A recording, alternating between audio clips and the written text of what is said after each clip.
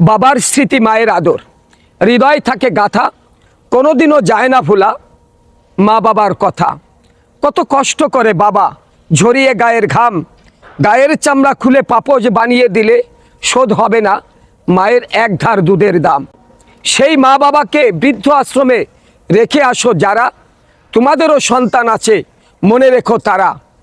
তোমরা একদিন বৃদ্ধ হবে, বেশি দিন নাই দূরে, তোমাদের সন্তানও তোমাদের বৃদ্ধ আশ্রমে রেখে আসবে, পিছনে তাকাও ফিরে।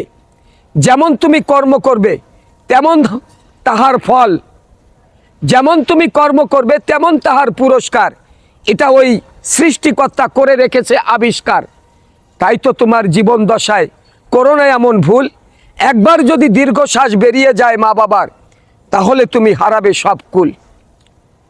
প্রিয় বন্ধুরা, অত্যন্ত দুঃখের সহিত বলতে হয়, দেখবেন আমরা সাধারণত আমাদের সামাজিক অবস্থান তিনটা স্তরে ধরি।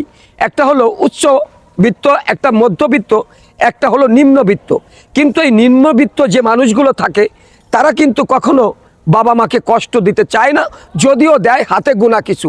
কিন্তু উচ্চবিত্ত যারা থাকে, বিদেশের মাটিতে লেখাপড়া করে, বড় বড় চাকরি করে, এই সমস্ত লোকদেরই পিতা মাতাকে দেখা যায় তারাই তাদের পিতা মাতাকে বৃদ্ধ আশ্রমে রেখে আসে।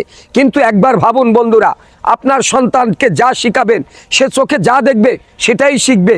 আপনার সন্তান একদিন আপনাকে ওই বৃদ্ধ আশ্রমে রাখবে, এটা ওই বিধাতার পক্ষ থেকে এই নিয়ামত আপনি পাবেন। আসসালামু আলাইকুম ওয়া রাহমাতুল্লাহ।